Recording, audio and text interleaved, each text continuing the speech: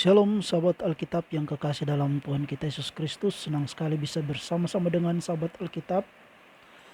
Baiklah, di sini kita akan belajar Alkitab, kita akan memahami bersama mengenai Alkitab, dan kita akan mengulas atau membahas mengenai firman Tuhan.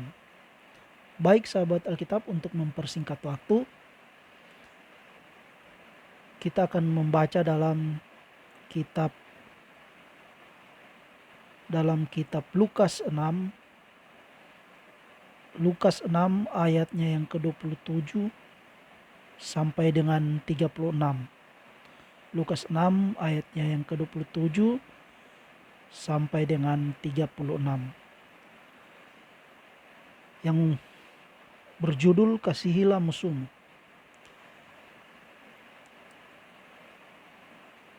Tetapi kepada kamu yang mendengarkan aku berkata, kasihilah musuhmu, berbuatlah baik kepada orang yang membenci kamu, mintalah berkat bagi orang yang mengutuk kamu, berdoalah bagi orang yang mencaci kamu. Barang siapa menampar pipimu yang satu, berikanlah juga kepadanya pipimu yang lain. Dan barang siapa yang mengambil jubahmu, biarkan juga ia mengambil bajumu. Berilah kepada setiap orang yang meminta kepadamu, dan janganlah meminta kembali kepada orang yang mengambil kepunyaanmu.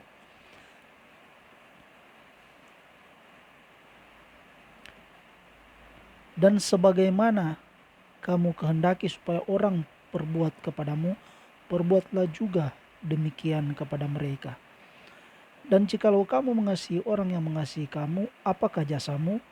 Karena orang-orang berdosa pun mengasihi juga orang-orang yang mengasihi mereka. Sebab jikalau kamu berbuat baik kepada orang yang berbuat baik kepada kamu, apakah jasamu?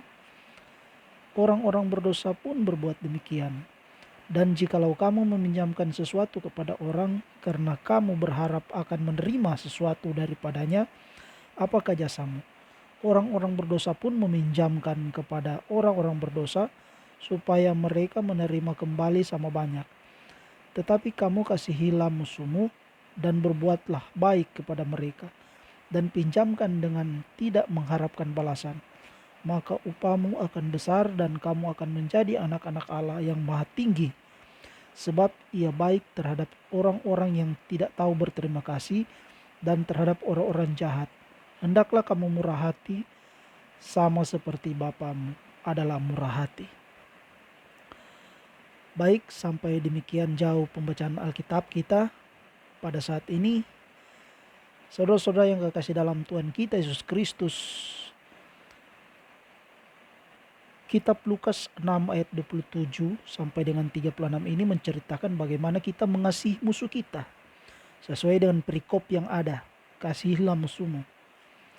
Sebagaimana kita ketahui dalam Kolose 4 ayat 14. Kolose 4 ayat 14. Di sini dijelaskan bahwa di sini dijelaskan bahwa Lukas adalah seorang tabib. Jadi Rasul Lukas itu, yang penulis kitab Lukas ini, adalah seorang tabib. Sini disebutkan bahwa salam kepadamu dari tabib Lukas dalam Kolose 4 ayat 14. Salam kepadamu dari tabib Lukas yang kekasih dan dari Demas. Jadi Lukas adalah tabib pada waktu itu.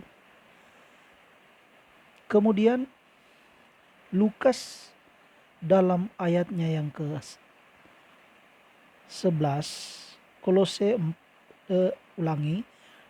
dalam 2 Timotius 4 ayatnya yang ke-11, itu Lukas melayani bersama dengan Paulus. Jadi hanya Lukas yang tinggal dengan aku, ini kata Paulus. Hanya Lukas yang tinggal dengan aku, jemputlah Markus dan bawalah ia kemari karena pelayanannya penting bagiku. Jadi Lukas pernah bersama-sama dengan Paulus, Rasul Paulus. Kemudian Lukas ini adalah termasuk dalam ke-70 murid yang diutus secara berdua-duaan. Ini terdapat dalam Lukas, di mana dia menulis sendiri bahwa dalam Lukas 10 ayat 1 itu Yesus mengutus 70 murid yang berkata demikian. Kemudian daripada itu Tuhan menunjuk 70 murid yang lain lalu mengutus mereka berdua-duaan mendahului ke setiap kota dan tempat yang hendak dikunjunginya. Jadi Lukas termasuk dalam ke-70 murid.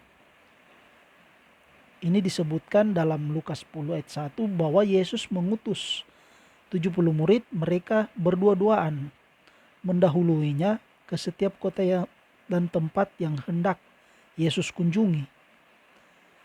Jadi sudah dijelaskan juga dalam tulisan dari Hippolytus. Hippolytus ini muridnya Irenaeus. Irenaeus ini muridnya Polikarpus, dan Polikarpus ini muridnya Rasul Yohanes. Jadi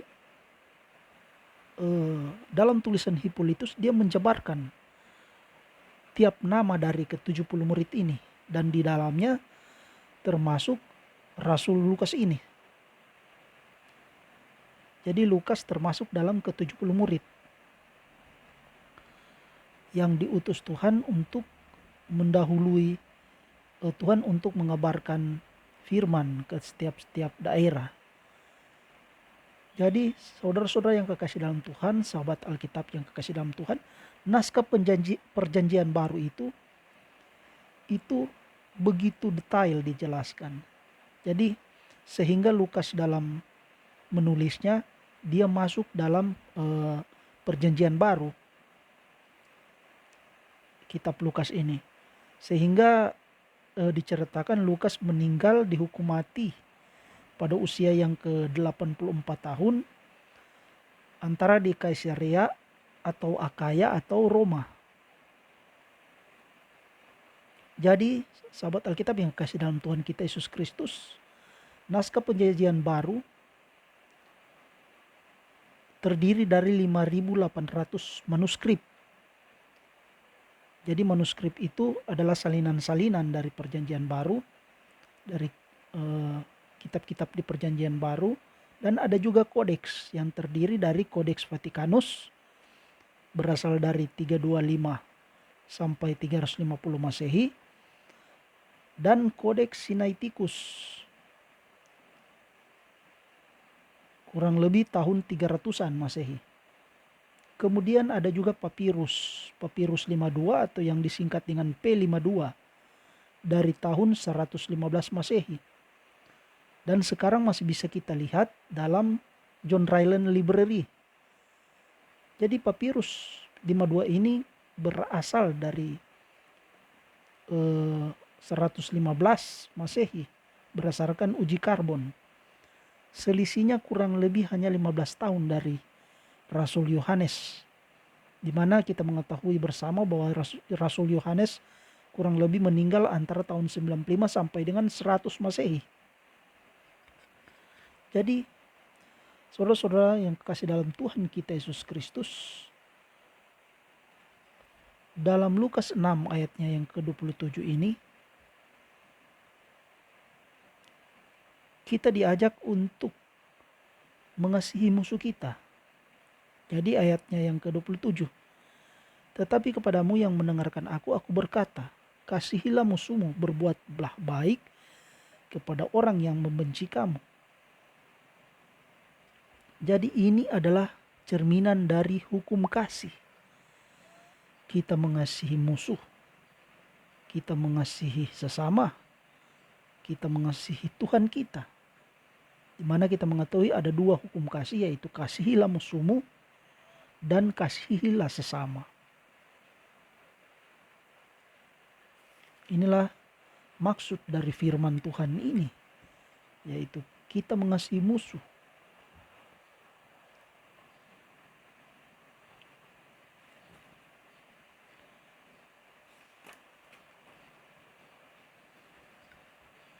Jadi dalam kita mengasihi musuh, kita menerapkan sifat kasih kepada sesama. bahkan kepada musuh kita. Yaitu di sini dalam ayat 28 disebutkan bahwa mintalah berkat bagi orang yang mengutuk kamu. Berdoalah bagi orang yang mencaci kamu. Barang siapa menampar pipimu yang satu, berikanlah juga kepadanya pipimu yang lain.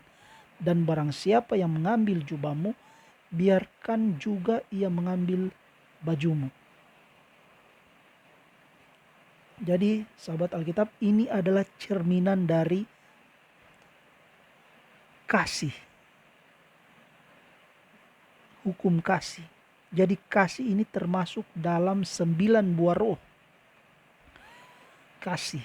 Yaitu dalam, kita bisa lihat dalam kitab Galatia.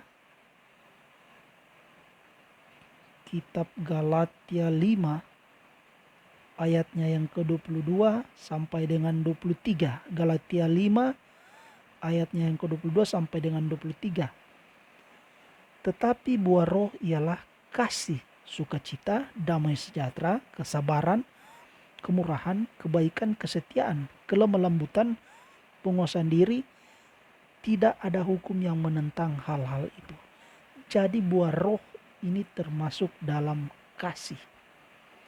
Jadi sahabat Alkitab yang kekasih dalam Tuhan kita Yesus Kristus, marilah kita mengikuti apa yang diperintahkan Yesus adalah ya dan amin. Di mana jaminan dari apa yang dikatakan Yesus bisa kita baca dalam Yohanes. Bisa kita baca dalam Yohanes 14 ayatnya yang ke-5 sampai dengan ke-7. Yohanes 14 ayat yang ke-5 sampai dengan ke-7. Kata Thomas kepadanya, Tuhan, kami tidak tahu kemana engkau pergi. Jadi bagaimana kami tahu jalan ke situ? Kata Yesus kepadanya, Akulah jalan dan kebenaran dan hidup. Tidak ada seorang pun yang datang kepada Bapa kalau tidak melalui aku. Sekiranya kamu mengenal aku, pasti kamu juga mengenal Bapakku. Sekarang ini kamu mengenal dia dan kamu telah melihat dia. Jadi Yesus memberikan jaminan bahwa Yesus adalah jalan kebenaran dan hidup. Barang siapa tidak akan sampai kepada Bapa, tidak akan sampai kepada Allah kalau tidak melalui Yesus itu sendiri. Jadi kalau kita tidak percaya Yesus, kita tidak akan sampai kepada Bapa. Sebaliknya, bila kita percaya Yesus dan menerima Yesus, maka kita akan sampai kepada Bapa. Bila kita menerima Yesus sebagai Tuhan dan Juru Selamat kita, maka kita akan sampai kepada Bapa. Karena dalam Yohanes 5 ayatnya yang ke-22 disebutkan bahwa Bapa tidak menghakimi siapapun, melainkan telah menyerahkan penghakiman itu seluruhnya kepada Anak. Jadi Yesuslah yang menghakimi kita. Untuk itu marilah kita mengikuti Yesus sebagai jaminan bahwa kita akan mendapatkan jaminan dalam penghakiman yang dilakukan oleh Yesus itu sendiri. Sebab sahabat Alkitab, bila mana kedatangan Kristus yang pertama, kedatangan Yesus yang pertama sebagai bayi yang dibaringkan dalam palungan, seperti domba yang diambil, yang digunting bulunya, dan menjadi penebus kita, kemudian mati dan dibangkitkan. Tetapi saudara-saudara, dalam kedatangan Yesus yang kedua, dia adalah sebagai hakim, di mana dia meminta pertanggungjawaban kita semasa kita hidup di dunia. Kita bisa baca dalam Wahyu, kitab Wahyu pasalnya yang ke-19 ayat 11 sampai dengan 16. Wahyu 19 ayat 11 sampai dengan 16.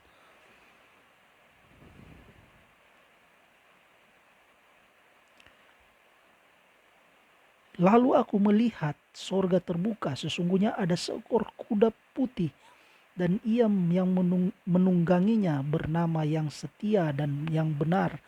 Ia menghakimi dan berperang dengan adil, dan matanya bagaikan nyala api, dan di atas kepalanya terdapat banyak mahkota, dan padanya ada tertulis suatu nama yang tidak diketahui seorang pun kecuali ia sendiri. Dan ia memakai jubah yang telah dicelupkan dalam darah, dan namanya ialah Firman Allah. Dan semua pasukan yang di sorga mengikuti dia. Mereka menunggang kuda putih dan memakai lenan halus yang putih bersih. Dan dari mulutnya keluarlah sebilah pedang tajam yang akan memukul segala bangsa. Dan ia akan mengembalakan mereka dengan gada besi. Dan ia akan memeras anggur dan kilangan anggur, yaitu kegemaran murka Allah yang maha kuasa. Dan pada jubahnya dan pahanya tertulis satu nama, yaitu Raja segala raja dan Tuan di atas segala tuan. Jadi Yesus akan datang kedua kali sebagai hakim untuk menghakimi kita semua, di mana matanya bagaikan nyala api, dan memakai jubah yang dicelupkan dalam darah, dan namanya ialah Firman Allah. Jadi saudara-saudara yang kekasih dalam Tuhan, untuk itulah marilah kita semua mempersiapkan diri kita untuk taat kepada Tuhan dan siap duduk mempertanggungjawabkan perbuatan kita pada sidang ilahi, yaitu pada waktu kedatangan Tuhan Yesus kita yang kedua kali. Tuhan memberkati kita semua. Amin.